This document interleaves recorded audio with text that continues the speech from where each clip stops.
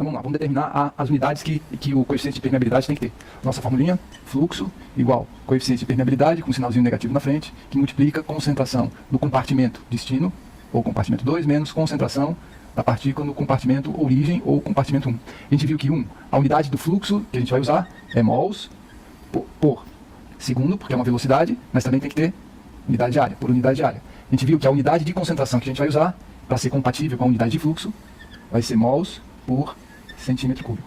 Isso faz com que o coeficiente de permeabilidade tenha uma unidade que, quando multiplicada pela unidade da concentração, que é mols por centímetro cúbico, o resultado seja mols por segundo por centímetro quadrado. Então é relativamente simples, a gente vê que a unidade do coeficiente de permeabilidade tem que ser, essa unidade do coeficiente de permeabilidade vai ter que ser centímetro por segundo.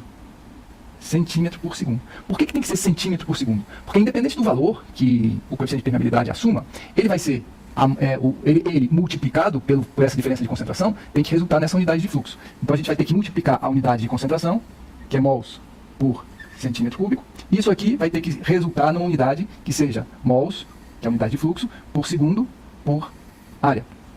Então essa é a unidade do fluxo, essa é a unidade de concentração. O que você tem que multiplicar aqui? Colocar aqui para multiplicado por isso resultar nisso. Bem, mols já tem. E o expoente 1 no numerador, beleza, não tem que mudar. Segundo, tem que surgir, porque aqui só tem centímetro cúbico. E esse centímetro cúbico tem que passar a ser centímetro quadrado. Então aqui eu obrigatoriamente tenho que colocar uma unidade de centímetro por segundo. Como é que a gente fica? Mols por segundo por centímetro quadrado vai ser igual a mol a centímetro por segundo vezes mols por centímetro cúbico. Quando você multiplica o coeficiente de permeabilidade, que tem essa unidade, pela diferença de concentração, que vai ter essa unidade, o resultado é isso aqui. Você pega esse centímetro, que tem unidade 1, que tem expoente 1 aqui no numerador, você vai cortar com esse centímetro que tem aqui embaixo, que tem expoente 3 no denominador, vai ficar centímetro ao quadrado no denominador, é o que tem aqui no fluxo. Esse segundo simplesmente vai multiplicar, porque não tem como cortar com a outra unidade, vai ser esse segundo que surge aqui no denominador do fluxo. Então o que eu estou mostrando aqui para vocês é que do mesmo jeito que vocês manipulam, calculam, multiplicam, dividem, nessas operações de multiplicação e divisão, o que vocês fazem com os números, vocês podem fazer e devem fazer com as unidades. Quando você soma ou subtrai, você só pode somar e subtrair grandezas que têm a mesma unidade. E o resultado vai ser algo com a mesma unidade de cada um dos elementos envolvidos. Então, é por isso que quando a gente subtrai aqui essas concentrações, as duas têm que ter unidade mols por centímetro cúbico. E o resultado vai ser em mols por centímetro cúbico, porque isso é uma soma e uma subtração. Agora, quando você multiplica ou divide, você pode multiplicar e dividir qualquer grandeza. O resultado tem que incorporar a unidade de cada um dos elementos que você usou na multiplicação ou na divisão. Então, como eu sei que o fluxo é o resultado de uma multiplicação de permeabilidade, coeficiente de permeabilidade por concentração, e eu sei que a unidade do fluxo é essa e a concentração é essa, a unidade de concentração é essa, a unidade do coeficiente de permeabilidade tem que ser uma que, quando multiplicada pela unidade de concentração, resulte na unidade de fluxo. Então, mol, isso aqui, essa aqui é a unidade do fluxo, essa aqui é a unidade de concentração. Se você pega centímetro por segundo, multiplica por mols por centímetro ao cubo, centímetro corta com centímetro, mas aqui ainda fica 2, resultado 2. Segundo no denominador, não tem nada aqui, ele vai se manter no denominador, é isso aqui. E mol, que já existe aqui, não existe aqui, é o mol que vai se manter aqui em cima no resultado do fluxo. Então, a unidade do coeficiente de permeabilidade é uma unidade estranha, é centímetro por segundo. Centímetro por segundo. Essa é a unidade do coeficiente de permeabilidade. E ela é é como se fosse uma interface matemática, né? Ou uma etapa, ou um fator que une a unidade de concentração à unidade de fluxo, ou seja, transforma a unidade de concentração em uma unidade de fluxo que é diferente. Então, unidade do coeficiente de permeabilidade, centímetro por segundo. Escrevam já no papelzinho, toda vez que vocês estudarem fluxo, já sabe, é movimentação de matéria, mol, por unidade de tempo, segundo, por unidade de área, centímetro quadrado. Concentração, toda vez que for fazer esses cálculos de fluxo, a concentração tem que ser dada em mols por centímetro cúbico. E é simples fazer isso. Se eu der a concentração em molar, só dividir por 1000, esse número em molar, e o resultado vai ser o número em mols por centímetro cúbico. E o coeficiente de permeabilidade é esse fator que é único para a partícula e para a barreira hidrofóbica, a unidade dele é centímetro por segundo. Então, visto isso, vamos terminar o nosso cálculo daquele problema do vídeo passado. A gente tinha 2 compartimentos, concentração de glucose, né? A gente estava trabalhando com glucose. Concentração de glucose no compartimento destino, 0 milimolar. Concentração de glucose no compartimento origem, 10 milimolar. Isso aqui, 0 mols por centímetro cúbico. Isso aqui, a gente tinha visto, divide por 1000. Isso aqui é 10 a menos 2 molar. Então, divide por 1000, fica 10 a menos 5 mols por centímetro cúbico. Então, esse fator aqui vai ser 0 menos 10 elevado a menos 5. Ou seja, o resultado disso aqui é 10 a menos 5, negativo, mols por centímetro cúbico. O valor do coeficiente de permeabilidade que eu dei para vocês Esse coeficiente de permeabilidade reflete a facilidade, a dificuldade com que a glucose passa pela barreira hidrofóbica, que no nosso caso era aquele de palmitoil fosfatidilcolina que a gente vai falar depois, mas é uma fase hidrofóbica, né? Uma fase apolar, a nossa barreira de permeabilidade que restringe a movimentação da partícula polar que está dissolvida no ambiente aquoso do compartimento origem, que nesse nosso caso é a glucose. Então, o coeficiente de permeabilidade que eu dei para vocês era 1,5 vezes 10 a menos 10, e agora a gente sabe a unidade dele, centímetro por segundo. Então está aqui os dados que normalmente vocês vão encontrar quando tiverem que resolver um problema de fluxo. Concentração da partícula que vai se movimentar em cada um dos compartimentos, origem e destino. Nesse caso, origem 10 a menos 5 mol por centímetro cúbico, destino 0, 0.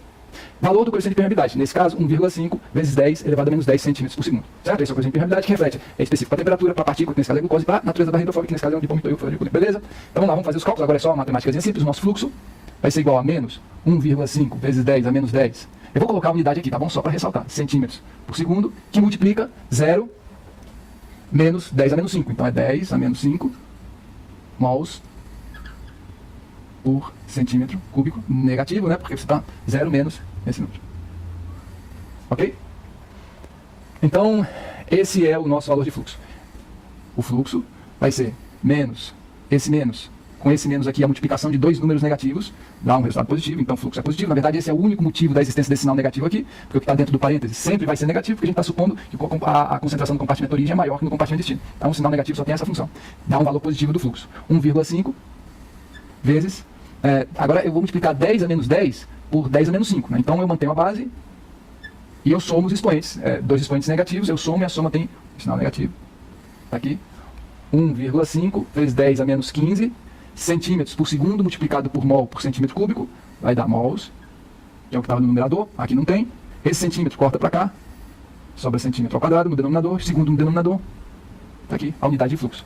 1,5 vezes 10 a menos 15 mols por segundo por centímetro quadrado. Então, resumindo, o que esse valor diz? Diz que se você fizer dois compartimentos separados por uma barreira hidrofóbica composta por dipalmitoil fosfatidilcolina, se em um compartimento você colocar 10 milimolar glucose, no outro não colocar nada de glucose, 0 milimolar, quanta glucose vai passar do compartimento origem para o compartimento destino por segundo por centímetro quadrado dessa barreira hidrofóbica de dipalmitoil fosfatidilcolina?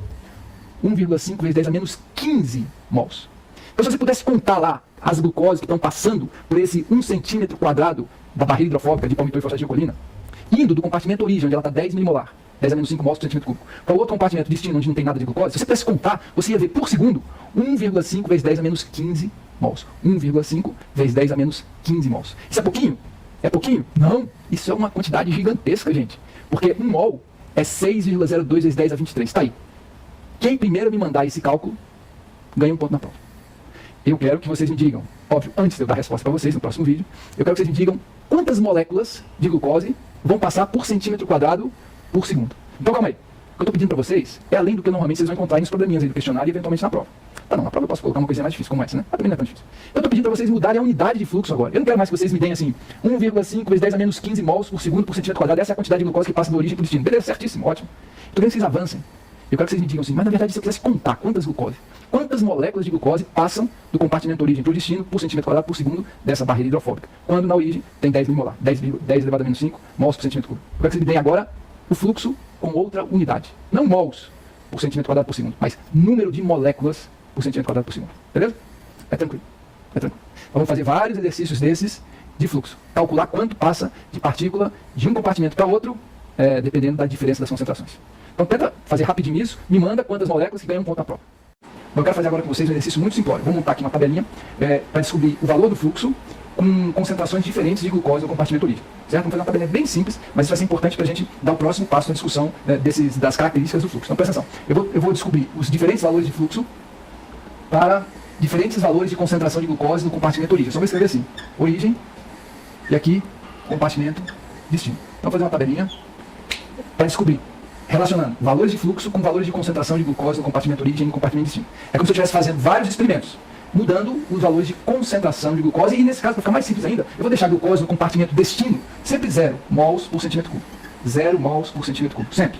Eu vou usar aqui no segundo ponto aquela concentração de glucose que a gente usou para calcular o problema passado, explicar a equação no vídeo passado, que era 10 a menos 5, né? Então 10 a menos 5 mols por centímetro cúbico de glucose. E a gente chegou num resultado que era fluxo 1,5 vezes 10 a menos 15. Eu não vou nem mais colocar unidade aqui, tá bom? Então vocês sabem, fluxo mols por centímetro quadrado por segundo. Concentração mols por centímetro cúbico. Coeficiente de permeabilidade, nesse caso 1,5 vezes 10 a menos 10 centímetros por segundo. Então nem começo a falar de unidade, vocês já decoraram.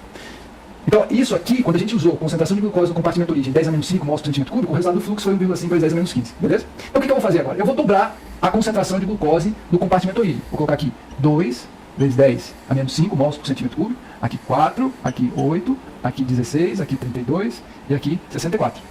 Tudo vezes 10 a menos 5. 10 a menos 5. Certo? E aqui, nesse primeiro experimento, eu vou colocar metade de 10 a menos 5. 10 a menos 5, metade disso, 10 a menos 5 dividido por 2. Você sabe como é que faz? 10 a menos 5, quanto é que é o resultado disso? Dividido por 2? Como é que você colocaria isso? Bico. 10 a menos 5 é 10 vezes 10 a menos 6. Dividido por 2, corta 10, 1, 2. Isso aqui vai ser 5 vezes 10 a menos 6. Então a metade de 10 a menos 5 é 5 vezes 10 a menos 6. Beleza? Então eu vou colocar aqui 5 vezes 10 a menos 6. Então a gente parte desse valor inicial de concentração de glucose no compartimento origem. Esse valor é o dobro do primeiro, a gente já calculou, resulta nesse fluxo. Depois aqui, dobrando sempre. Então qual vai ser o resultado desses diferentes experimentos? Então presta atenção, gente. Como é que a gente pode montar uma tabela dessa? Você vai fazer diferentes experimentos. O primeiro experimento é 0 no compartimento destino de glucose, no compartimento origem 5 vezes 10 a menos 6 de glucose. Você mede o fluxo. Tá certo? Nesse nosso caso, a gente vai calcular o fluxo. Mas é como se fosse um experimento. Se você quisesse confirmar, de repente, né, uma boa, você teria que fazer assim. 5 vezes 10 a menos 6 de glucose no compartimento origem, 0 de glucose no compartimento destino. Determina o valor do fluxo, vê se está legal com o nosso cálculo. Aqui a gente só vai calcular. O que você faz com o experimento? Você joga fora. Você joga fora. E aí você vai montar um novo experimento com uma outra situação. 0 de glucose no compartimento destino e agora 10 a menos 5 de glucose no compartimento origem. Calculou, a gente calculou, a gente foi lá no experimento, determinou. Ah, legal, bateu. Então tá tudo certo. Joga fora. Faz um outro experimento. Com a concentração de glucose no compartimento origem, o dobro. Determina o fluxo. Bateu com o calculado? Bateu, beleza. Joga fora o experimento. O que eu estou querendo destacar é que, presta atenção, cada linha dessa tabela reflete a um cálculo diferente, que reflete a um experimento diferente, que reflete a uma situação experimental diferente. Certo? Eu destaco isso porque vocês não podem, isso é muito comum, vocês não podem olhar para essa tabela e falar assim, a concentração de glucose no compartimento origem está aumentando. Ué, mas como é que a concentração de glucose no compartimento origem aumenta? A glucose não está indo para o compartimento destino, então a concentração de glucose no compartimento origem tem que diminuir. Não, calma. Esse jeito de pensar é completamente troncho. Não é isso. Isso aqui não é a concentração de glucose no compartimento origem sendo observada ao longo do tempo. De jeito nenhum. Não existe tempo nessa história aqui. O que eu estou mostrando para vocês são diferentes experimentos. O ponto de partida de cada experimento é esse. Esse ponto de partida, essa condição inicial, vai resultar num fluxo. Pronto. Agora, outro experimento. O ponto de partida é esse. Esse ponto de partida vai resultar num outro fluxo. Outro experimento. Esse é o ponto de partida que vai resultar nesse fluxo. Certo? Em nenhuma dessas situações, eu fiquei observando como é que a concentração de glucose no compartimento origem varia. Não é isso. Certo? Vamos voltar. De repente vocês podem até achar dispensável esse negócio, né? Mas por segurança é importante a gente destacar. Então, massa. Vamos fazer aqui o primeiro cálculo. Fórmula, fluxo, menos, sinal negativo, coeficiente de permeabilidade para esse nosso caso, 10 a menos 10, que multiplica destino, 0 menos origem, 5 vezes 10 a menos 6. Então isso aqui dá menos 5 vezes 10 a menos 6, menos 1,5 vezes 10 a menos 10, que multiplica menos 5 vezes 10 a menos 6. Então, sinal negativo aqui eu corto com esse, o fluxo vai ter um resultado positivo, 5 vezes 1,5, 7,5, 10 a menos 10 vezes 10 a menos 6, mantém a base, somos expoentes, 10 a menos 16. Mols por centímetro quadrado por segundo. Está aqui, esse é o valor do fluxo para a situação original, inicial, igual a isso aqui. 7,5 vezes 10 elevado a menos 16. Vamos fazer para o segundo. Tá, vou dar uma de preguiçoso aqui, eu só vou mudar isso aqui, tá bom? Porque é a concentração de glucose no compartimento origem. Vou deixar até apagado ali. Escrito já aqui a unidade. Isso aqui 1,5, agora vamos colocar 2. 2 vezes 10 a menos 5. Isso aqui é 2 vezes 10 a menos 5. Sinal positivo, porque tem sinal negativo, negativo. Mantém a base, 10 a menos 15, multiplica 3. 3 vezes 10 a menos 15. Então essa situação aqui resulta em 3 vezes 10 elevado a menos 15. Vou fazer a outra linha da tabela. Vou apagar aqui o compartimento, a concentração de glucose no compartimento origem. Mudou, agora vai ser 4. 4 vezes 10 a menos 5. 4 vezes 10 a menos 5. 1,5, 6 vezes 10 a menos 15. Aqui eu tenho 6 vezes 10 a menos 15. Então, quando a concentração de glucose no compartimento origem for 4 vezes 10 a menos 5 mols por centímetro cúbico, o fluxo vai ser 6 vezes 10 a menos 15 mols por segundo por centímetro quadrado. Certo? Vamos fazer essa outra aqui. Vou apagar isso. Concentração agora de glucose no compartimento origem é 8. Então, 8 vezes 10 a menos 5. Aqui fica 8 vezes 10 a menos 5. Negativo corta com negativo. 12. 12 vezes 10 a menos 15. 5 vezes 8. 12 vezes 10 a menos 15. Beleza? Preciso continuar? Não. Vocês já viram o que está acontecendo aqui? Vocês já perceberam que quando eu dobro a concentração do compartimento origem, então presta atenção, vou falar da maneira segura. Vocês já perceberam que quando eu faço um outro experimento, com a concentração de glucose no compartimento origem sendo o dobro, o resultado do fluxo é o dobro do fluxo realizado no primeiro experimento. Era 5 vezes 10 menos 6, 7,5 vezes 10 menos 16. Dobrou, 10 menos 5. O fluxo passou de 7,5 para 15. Para 15, isso aqui é 1,5. Opa, é 1,5 vezes 10 menos 15. Aqui é 7,5 vezes 10 menos 16. Isso aqui é igual a 15 vezes 10 menos 16. Então, esse fluxo é o dobro desse. A concentração do compartimento origem aqui é o dobro da concentração do compartimento origem aqui. Se eu faço um outro experimento dobrando a concentração do compartimento origem, o fluxo vai dobrar. 3,5. Se eu dobro para 4, dobra o fluxo. 8, 12. Preciso continuar? Não. 16, 24 vezes 10 a menos 15. 32, 48 vezes 10 a menos 15. 64, aqui vai dar 96 vezes 10 a menos 15. Então, fizemos a nossa tabela. E percebemos na nossa tabela que quando você dobra a concentração do compartimento origem, quando você realiza diferentes experimentos, aumentando a concentração de glucose no compartimento origem, o resultado é que o fluxo aumenta na mesma proporção. Ok? E isso, gente, era de se esperar. Isso era de se esperar, porque se você pega a fórmula J menos coeficiente de permeabilidade, concentração de glucose da partícula no compartimento de destino menos concentração de glucose da partícula no compartimento de origem, essa fórmula aqui, essa fórmula é uma fórmula que descreve um gráfico de uma reta. Se eu pego esses valores aqui e faço... Falta espaço, mas tudo bem, deixa eu apagar essa parte assim.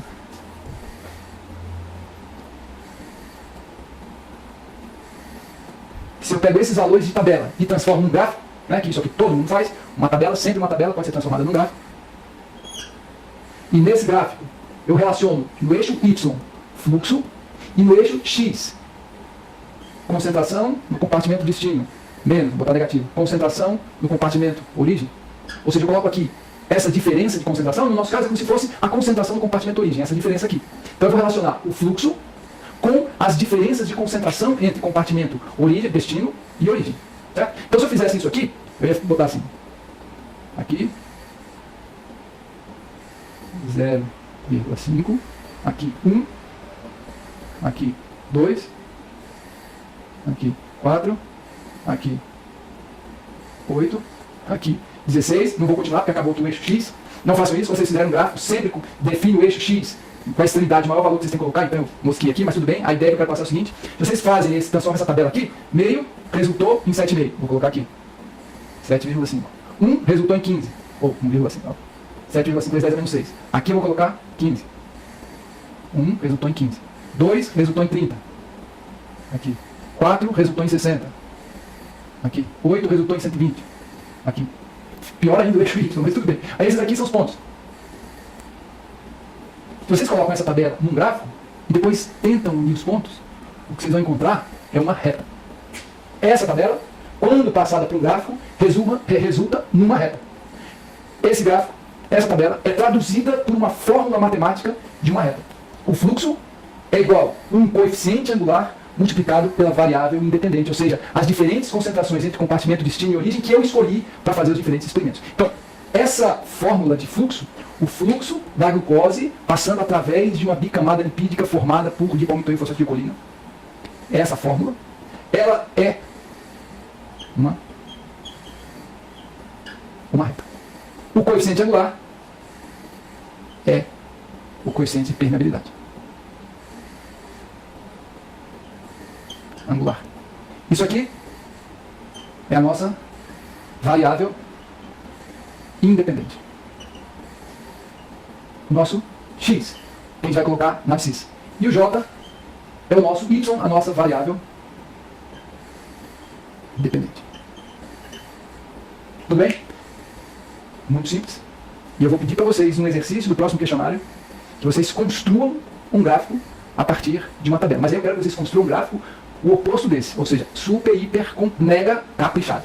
Lembra? Quando vocês fazem um gráfico, vocês pegam o maior volume, o maior número que vocês vão ter que colocar em cada um dos eixos e colocam primeiro no eixo. Ok? E aí depois que marcou os maiores valores, então eu deveria ter pegado aqui 96, colocado aqui, certo? E aqui, na verdade, 960, mas tudo bem. E aqui eu deveria ter colocado o 64. Então eu tenho que pegar numa tabela os valores extremos e colocar primeiro na ponta dos eixos, para que todos os outros pontos consigam estar representados no gráfico. Vocês devem ter visto. Então isso aí vai ser um probleminha do próximo questionário. Só resumindo, o resumo da ópera, o que eu quero destacar aqui para vocês. Quando uma partícula, como a glucose, passa uma barreira hidrofóbica composta por lipídio, nesse caso, dipalmitoil fosfatidilcolina. O gráfico resultante de diferentes experimentos, quando você usa diferentes concentrações iniciais de concentração da partícula no compartimento origem, o gráfico é uma reta. Ok? O gráfico é uma reta, e isso aqui é a tradução de uma equação de uma reta. Então, o fluxo de partículas através de uma bicamada lipídica, agora eu vou generalizar. Eu falei aqui de glucose e dipalmitoil fosfatidilcolina.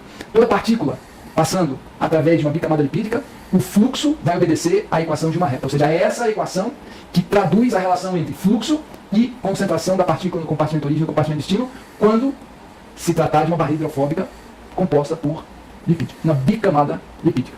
Ok?